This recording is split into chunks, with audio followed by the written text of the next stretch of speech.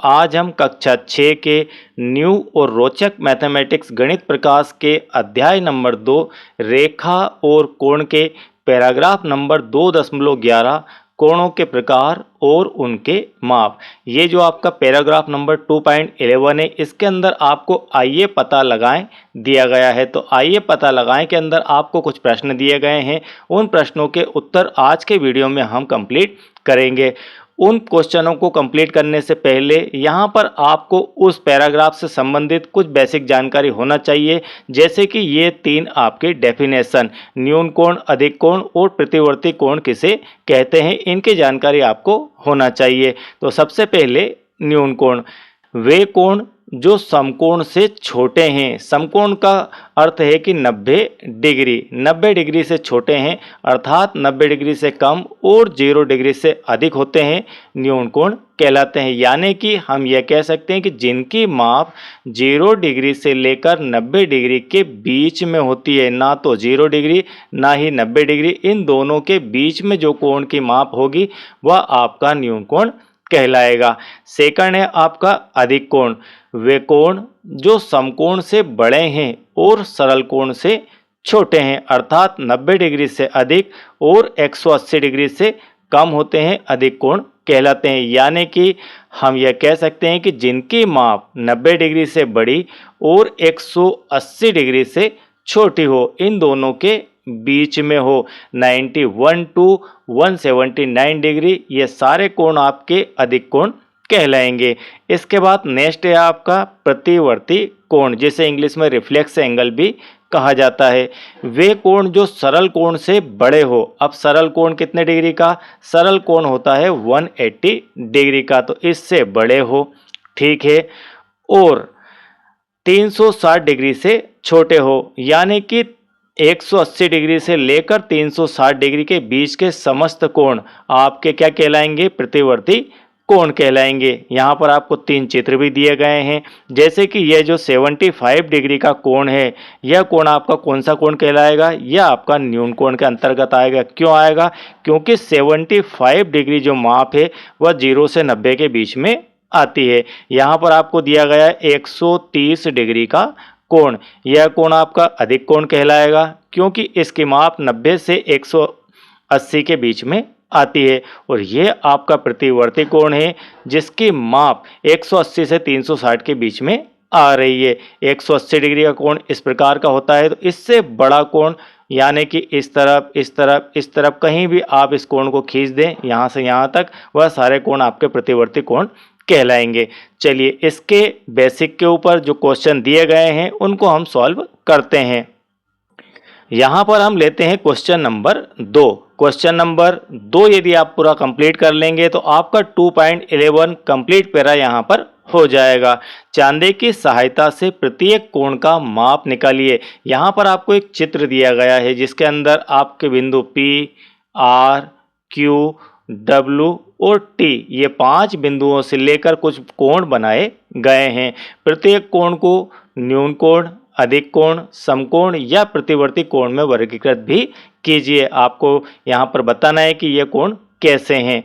तो यहाँ पर सबसे पहले आपको कोणों को मापना है। आपको ए में दिया गया है, क्या दिया गया है? ए के अंदर कोण PTR, इसको आपको मापना है। अब यहाँ पर आपको बहुत ही ध्यान से एक बात समझ लेना चाहिए कि कोण को देखने का तरीका क्या होता है। अपने आप में मैथमेटिक्स एक लैंग्वेज है, ठीक है। यहाँ पर लिखा है कोण PTR, यानी कि आप इस बिंदु P की बात कर रहे हैं, इस T की बात कर रहे हैं, इस R की बात कर रहे हैं। तो आपका जो एंगल मापना है आपको, वह एंगल है ये वाला, ठीक है, यह वाला एंगल है PTR। अब स्टार्ट कहाँ से हुआ है? ये P से, ठीक है। तो अब आप प्रकार को, चांदे को या डी टूल को, इसको आप क्या कहते हैं? डी टूल, इसे आप कहते हैं डी टूल। ये मैथमेटिक्स का डी टूल होता है। इस डी टूल को अरेंज करना सबसे बड़ी बात होती है कि सबसे पहले डी टूल को आप इस चित्र के ऊपर रखेंगे।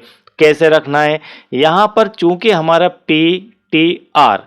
तो P से स्टार्ट करना है, यानी कि P के ऊपर आपको जीरो लाइन को रखना है। इस D की जीरो लाइन आपको दो तरफ देखने को मिलेगी, एक जीरो लाइन इस तरफ है, एक जीरो लाइन इस तरफ है, यानी कि आपका जो D इस प्रकार से होता है। इस D के सेंटर में से इस तरफ एक जीरो लाइन होती है, इस तरफ एक जीरो लाइन होती है। तो इस जीरो लाइन को आप चित्र के ऊपर प्रॉपर रख देंगे तो आपका आंसर प्रॉपर आ जाएगा, अदरवाइज आप यहाँ पर आंसर प्रॉपर नहीं ला पाएंगे। तो हम पीटी लाइन के ऊपर इस जीरो लाइन को फिट करेंगे, क्योंकि यहाँ पर P से स्टार्ट हो रहा है, P है T है, तो पहले पॉइंट आपका P है, सेकंड पॉइंट आपका T है, थर्ड पॉइंट आपका R है।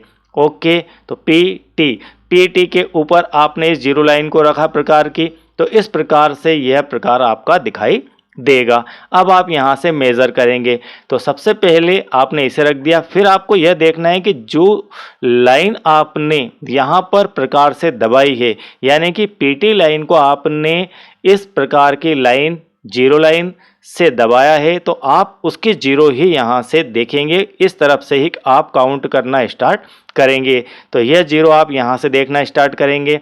चूंकि कोण हमें यह वाला देखना है और इसके अंदर एरो भी दिए गए हैं, यानी कि यह कोण आपका इस तरफ से देखना स्टार्ट होगा। तो 0, 10, 20, 30 और थोड़ा सा ज़्यादा, यानी कि आप इसे कह सकते हैं कि इसकी माप आपकी आ जाएगी 31 डिग्री। ठीक है, यह कोण आपका आ गया 31 डिग्री। इसी प्रकार से बी वाला देखते हैं। बी वाला आपका है यहाँ पर PTQ, क्या है, कोण PTQ, इसकी माप हमें निकालना है। तो यह आपका P पॉइंट, यह आपका T पॉइंट और यह आपका यहाँ पर Q पॉइंट। कुल मिलाकर आपको जो कोण मापना है वह यह वाला मापना है। ठीक है, PTQ। अब यहाँ पर एक पॉइंट P है, एक पॉइंट T है, एक पॉइंट Q है, तो एक लाइन आपकी यह वाली, और इसी लाइन को आप प्रकार की जीरो लाइन के ऊपर रखेंगे। तो ये PT लाइन को हमने प्रकार की जीरो लाइन पर रख लिया। अब यहाँ से हम देखेंगे Q तक की वैल्यू, Q तक की माप, 0, 10, 20, 30, 40, 50 और फिक्स यहाँ पर 60 डिग्री आ रही है। तो हम कह सकते हैं कि ये जो कोण है आपका यह हो जाएगा 60 डिग्री का कोण। अब लगे हाथ हम इनको डिफाइन भी कर देते हैं, वर्गीकृत भी कर देते हैं कि ये कोण कैसे हैं। ये आपका 31 डिग्री आया था, यानी कि इसके माप 0 डिग्री से लेकर 90 डिग्री के बीच में हैं। देन हम कह सकते हैं कि ये वाला जो है आपका न्यून कोण है, 60 डिग्री है, इसके माप भी आपके 0 डिग्री से लेकर 90 डिग्री के बीच में है। तो यह भी आपका हो जाएगा बी वाला न्यून कोण। चलिए सी देखते हैं। सी है आपका PTW। सी क्या है, PTW। अब एक पॉइंट आपका P, एक T लेना है और एक W लेना है। तो आपका एक P है, यह T है और एक ये आपका W हो गया। अब आपको जो कोण देखना है यह वाला कोण देखना है। ये एरो आपका क्या दिखा रहा है, ये एरो यह दिखा रहा है कि हम कोण को मापना कहाँ से स्टार्ट कर रहे हैं, P पॉइंट से, यानी कि इस P पॉइंट को हमने D से दबाया है, D की जीरो लाइन को इसके ऊपर रखा है। ओके, बिल्कुल क्लियर मैसेज है इसके अंदर, PTW के अंदर। तो P से हम स्टार्ट कर रहे हैं, T हमारा शीर्ष है और W तक हमें जाना है। ओके, तो यहाँ पर यह कोण है, इसकी माप हमें निकालना है। तो सीधे सीधे आप 0, 10, 20, 30, 40, 50, 60, 70, 80, 90, 100 और इसके ऊपर आप देखेंगे तो 3 लाइन दिखाई देगी, यानी कि 103 डिग्री। इसकी माप हो जाएगी 103 डिग्री। अब 103 डिग्री किसके बीच में आता है, 90 से लेकर 180 डिग्री के बीच में इसकी माप आती है, यानी कि यह अधिक कोण होगा। चलिए इसके बाद डी वाला। अब डी को हम बड़े ही ध्यान से समझ लेते हैं। आपका डी वाला है कोण WTP, ठीक है, WTP। और सी वाला जो था आपका PTW था। अब आप देखिए सी वाला है P कोण PTW। अब इन दोनों में अंतर क्या है, आप कहेंगे ये तो एक ही है, ये आपका P पॉइंट, ये आपका T पॉइंट और ये आपका W पॉइंट, और इसके अंदर WTP, एक ही एंगल है, नहीं, ये एक एंगल नहीं है। हमने ये कहा है कि आपका ये W पॉइंट, इससे आपको स्टार्ट करना है, ये आपका T और ये आपका P। अब आप W से स्टार्ट करेंगे। ओके, W T P आपने प्रकार को मान लीजिए ऐसा ही रखा है, कोई दिक्कत नहीं है, प्रकार आपका सेम टाइप से रखा हुआ, कोई प्रॉब्लम नहीं है। लेकिन अब आपको एंगल जो मापना है वह किधर से मापना है? W से स्टार्ट करना है, यहाँ से स्टार्ट करना है।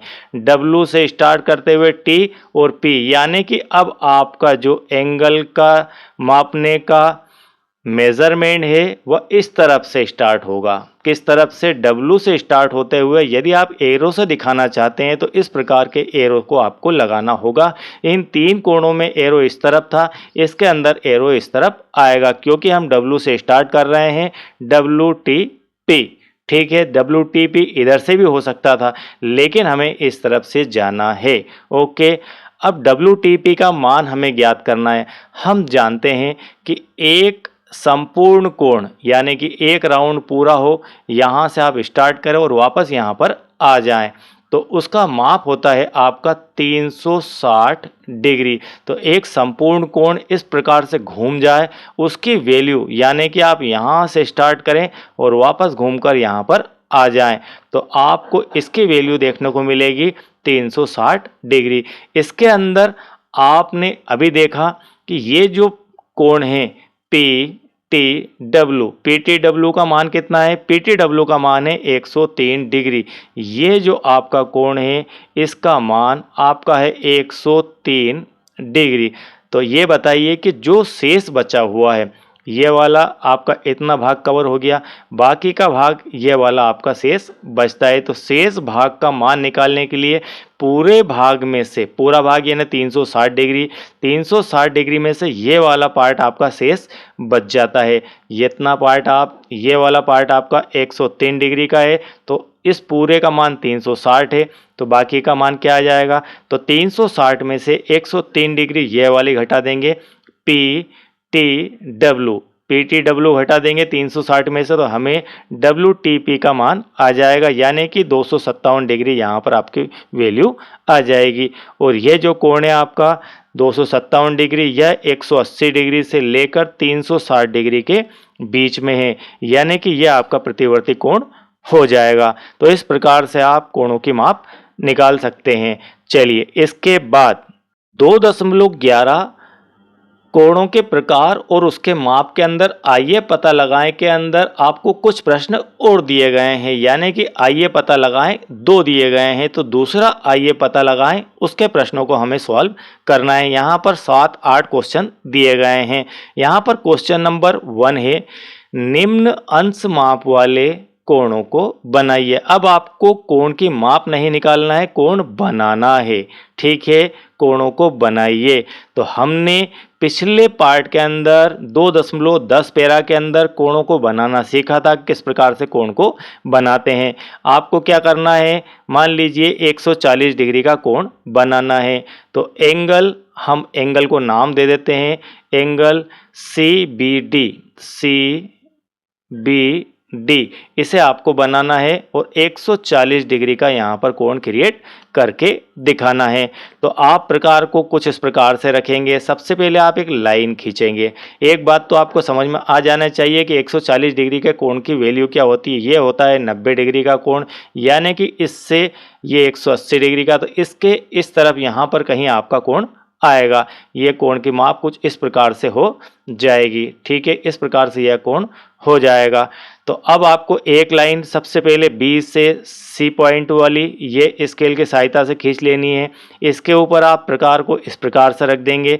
इसके बाद यहाँ से 0 लाइन को देखेंगे और देखते हुए आप जाएंगे 140 तक, और यहाँ पर आप पॉइंट ले लेंगे। पॉइंट लेने के बाद इस लाइन को, इस वाली लाइन को आप इस प्रकार से स्केल से मिला देंगे।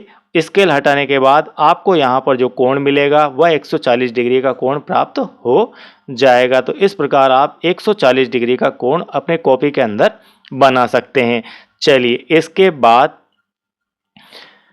आपको यहाँ पर B वाला कोण बनाना है 82 डिग्री का। तो इसको कोण नाम दिया हमने B वाले को। B वाला जो है इसे हम नाम दे देते हैं ओ बी, कोण ए ओ बी, ए ओ बी। आप इसे बी ओ ए नहीं कह सकते, इसे ए ओ बी। ए पॉइंट आपका जीरो लाइन के ऊपर है, जो पॉइंट आपका जीरो लाइन के ऊपर है सबसे पहले उसे ही आपको लिखना है। ओके, चलिए इस प्रकार से आप प्रकार को अरेंज कर लेंगे। यहाँ पर आपका ओ पॉइंट, ये ए पॉइंट, इसको स्केल से इस लाइन को इस प्रकार से खींच लेंगे। स्केल से खींचने के बाद प्रकार का सेंटर यहाँ पर रख लेंगे और जीरो यहाँ से देखते हुए आगे बढ़ेंगे। अब आपको कितना डिग्री पर पहुँचना है, 82 डिग्री तक जाना है। तो ये आपका 80 और 2 82, एक पॉइंट यहाँ ले लेंगे और इससे आप इस प्रकार से इसे मिला देंगे स्केल की सहायता से। देन आपका जो कोण बनेगा वो 82 डिग्री आ जाएगा। इसी प्रकार से सी वाला आप बना लेंगे। सी वाला जो है आईएमपी है आपका, ये सी वाला, ये कितने डिग्री का है, ये आपका 195 डिग्री का कोण।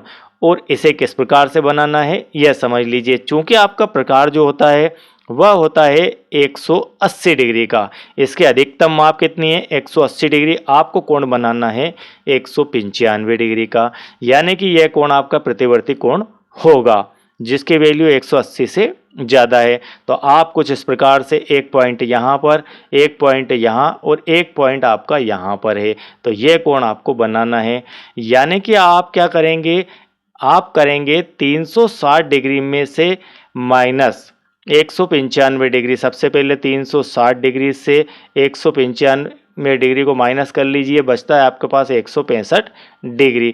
165 डिग्री आप यहाँ से देख लीजिए, ठीक है। यहाँ से आप जीरो लाइन से देखेंगे तो 165 यहाँ पर आपकी आ जाएगी ये पॉइंट। तो आपका एंगल कुछ इस प्रकार से हो गया। तो ये जो एंगल है ये वाला, ये आपका है 165 डिग्री का। तो शेष आपका एंगल बचता है 195 डिग्री। तो यह वाला जो कोण है आपका, यह आपका हो जाएगा 195 डिग्री का, ठीक है। और यह आपका प्रतिवर्ती कोण कहलाता है। तो इस प्रकार से इस कोण को आप बना सकते हैं। चलिए इसके बाद आपका डी वाला यहाँ पर है 70 डिग्री। तो 70 डिग्री का कोण कुछ इस प्रकार से आपका बन जाएगा। इस प्रकार से आपके डी को अरेंज कर देंगे और आप एक लाइन इस प्रकार से बनाएंगे, इसको यहाँ पर डी रखेंगे और इस प्रकार से आप यहाँ नाप लेंगे जीरो लाइन से। तो आपका 70 डिग्री यहाँ पर आ जाएगा, इसे मिला देंगे, ये आपका कोण बन जाएगा। ई वाले को आप बना लीजिए, कुछ इस प्रकार से ही आपका ई वाला भी बन जाएगा। चलिए इसके बाद आपका क्वेश्चन नंबर 2, यह एक आईएमपी क्वेश्चन है, बड़े ही ध्यान से इसे आपको समझना है। प्रत्येक कोण के माप का अनुमान लगाइए और फिर चांदे से मापिए। इन कोणों को न्यून कोण, अधिक कोण, समकोण और प्रतिवर्ती कोणों में वर्गीकृत भी कीजिए। आपका ए वाला है यहाँ पर, इसे आपको मापना है। क्या करना है, सबसे पहले मापना है। मापेंगे आप, प्रकार किस प्रकार से रखना है भली भांति आप सीख चुके हैं। तो आप प्रकार को रख के मापेंगे, इसकी माप आएगी 45 डिग्री। यह जो कोण है आपका आएगा 45 डिग्री, यानी कि यह माप आपकी किसके बीच है, 0 डिग्री से 90 डिग्री के बीच में है। तो यह आपका हो जाएगा न्यून कोण। इसके बाद बी वाला, इसे आप मापेंगे तो यह आपका आ जाएगा 165 डिग्री का। तो यह कोण आपका अधिक कोण होगा। सी वाले को इसे आप मापेंगे तो आपका यह कोण आएगा 120 डिग्री का, यह आपका 120 डिग्री आएगा। तो आपका यह कोण आएगा अधिक कोण के अंतर्गत। डी वाला देखते हैं, डी वाला आपका आता है यहाँ पर यह कोण 30 डिग्री का, यानी कि यह आपका न्यून कोण है। इसके बाद आपका ई वाला जो है, इसकी माप आएगी आपकी 95 डिग्री, 95 डिग्री, यह अधिक कोण के अंतर्गत आता है। एफ वाला है, अब एफ के अंदर आपको यह वाला एंगल देखना है, प्रतिवर्ती कोण। तो सबसे पहले आप इस कोण को माप लेंगे, किस कोण को, इसे आप मापेंगे तो यह कोण आपका आएगा 10 डिग्री, ठीक है। यह 10 डिग्री इसका मान आ गया। तो यह कोण कितना हो जाएगा, इस कोण की माप हो जाएगी 360 माइनस 10 डिग्री, यानी कि 350 डिग्री। इस प्रकार से आप इस कोण को ज्ञात कर सकते हैं और यह कोण आपका प्रतिवर्ती कोण कहलाएगा। इसके बाद आपका प्रश्न नंबर 3, यह भी एक आईएमपी क्वेश्चन है और हो सकता है कि 2026 के एग्जाम के अंदर आपसे यह पूछा भी जाए। एक आकृति बनाइए जिसमें 3 न्यून कोण, 1 समकोण और 2 अधिक कोण हो। यह बहुत ही इंपॉर्टेंट क्वेश्चन है, तर्कपूर्ण प्रश्न है, इसलिए इनका महत्व बहुत ज़्यादा हो जाता है। आपको एक आकृति बनाना है जिसमें 3 तो न्यून कोण होना चाहिए, एक समकोण होना चाहिए और 2 अधिक कोण भी होना चाहिए। तो कुछ इस प्रकार की आकृति आपकी बन जाएगी। देखते हैं आप इस प्रकार से ये पॉइंट, ये पॉइंट, ये पॉइंट, ये पॉइंट लेंगे। इस प्रकार से आपने यहाँ पर पॉइंट लिए और इनको मिला दिया। तो आपका एक तो न्यून कोण यह वाला, ये वाला, ये वाला, तो 1 2 3, 3 तो हो गए न्यून कोण। आपको लेना है एक समकोण। अब आप इस लाइन को सीधा इस प्रकार से यहाँ से यहाँ, ठीक है, ये वाला जो कोण है ये आप लेंगे 90 डिग्री का कोण। तो ये वाला इस प्रकार से बन जाएगा। तो चौथा नंबर जो कोण है ये आपका बन गया समकोण। अब इसके बाद आगे बढ़ते हैं तो आपको 2 अधिक कोण भी लेना है, यानी कि इस कोण की माप आपको 90 डिग्री से अधिक और 180 के बीच में लेना। आप इसको यहाँ से भी ले सकते थे, यहाँ से भी ले सकते थे। कुल मिलाकर आपको इस कोण की जो माप है 5 नंबर वाले की, और इन न्यून कोण को आपको रखना है 0 से लेकर 90 के बीच में। तो आपने यहाँ पर ले लिया लगभग 150-60 डिग्री का कोण और यह वाला भी इस प्रकार से ले लिया। तो आपने यहाँ पर 5 नंबर और 6 नंबर ले लिए, 2 अधिक कोण, एक समकोण और 3 न्यून कोण से इस प्रकार की आपकी आकृति लगभग बन जाती है। चलिए इसके बाद क्वेश्चन नंबर 4 भी इसी पैटर्न पर आधारित है, जो कि एक आईएमपी क्वेश्चन है। अक्षर एम को इस प्रकार बनाइए कि दोनों ओर के कोण 40 डिग्री के हो और मध्य में 60 डिग्री का हो। तो एम को कुछ इस प्रकार से बनाना है। एम आपका कैसा होता है? एम आपका कुछ इस प्रकार से होता है। ये एम की आकृति है। अब आपको इस एम को थोड़ा सा मॉडिफाई करना है। कैसा मॉडिफाई करना है? कि दोनों ओर के कोण 40 डिग्री के हो, यानी कि ये वाला जो कोण है, ये वाला और ये वाला, ये दोनों कोण आपके 40 डिग्री के हो जाना चाहिए। तो इनको माप लीजिए। एक लाइन आप कुछ इस प्रकार से पहले खींचेंगे। इस प्रकार से खींचने के बाद डी को इसके ऊपर रखेंगे, 40 डिग्री का एंगल आप यहाँ पर क्रिएट कर देंगे। इसके बाद यहाँ से आप एक लाइन ये वाली खींच लीजिए, ठीक। ये खींचने के बाद ये वाला कोण क्रिएट कर दीजिए 2 नंबर। कुल मिलाकर आपको इस प्रकार से एक आकृति बना लेना है। फिर आपको इस तरफ से खींच के ये दूसरी आकृति बना लेना है, इन दोनों को मिला देना है। तो स्वतः ही आपका ये जो एंगल होगा ये 60 डिग्री का आ जाएगा। ये जो कोण है आपका 60 डिग्री का मिलेगा यदि आप इन दोनों कोणों को 40-40 डिग्री का बना देंगे तो, ठीक है। तो ये 3 नंबर आपका 60 डिग्री का आ जाएगा। तो इस प्रकार से आपको इसके डिजाइन कर देना है। क्वेश्चन नंबर 5 है आपका, अक्षर y को इस प्रकार बनाएं कि 150 डिग्री, 60 डिग्री और 150 डिग्री के 3 कोण बने। यह आपका y है। अब बनाना कैसे है यह समझ लीजिए। सबसे पहले आप एक बात समझिए कि एक जो संपूर्ण कोण होता है इसकी माप कितनी होती है? यह संपूर्ण कोण है, इसकी माप होती है आपके 360 डिग्री, ठीक है, 360 डिग्री। अब आपने क्या किया? सबसे पहले ये वाला एंगल आप क्रिएट कर लीजिए। ये वाला जो एंगल है ये क्रिएट कीजिए। ये कितने डिग्री का हो जाएगा? ये आपका हो जाएगा 60 डिग्री का। अब आप इसे इस प्रकार से लिखेंगे तो ये जो 2 बाकी के कोण बचते हैं, ठीक है, पहले आपने ये कोण बनाया, ये कोण 60 डिग्री का। अब जो 2 कोण ये वाले और ये वाले शेष बचे, कुल मिलाकर 60 जाने के बाद 360 डिग्री में से आपने 60 माइनस कर दिया, बचे आपके 300 डिग्री, यानी कि 300 डिग्री के 2 भाग हो गए। तो एक भाग आपका ये वाला 150 डिग्री का हो गया और ये वाला जो भाग है ये 150 डिग्री का हो जाएगा जब आप ये 60 डिग्री का भाग लेंगे। ये कोण आपने 60 का लिया, ये आपका 150, ये आपका 150। तो एंगल 1 आपका 150, एंगल 2 आपका 60, एंगल 3 आपका 150 हो जाएगा। ओके, तो सबसे पहले आपको यह वाला डिज़ाइन करना है 60 डिग्री का। ये कोण आप बना लेंगे, एक सीधी लाइन खींच देंगे।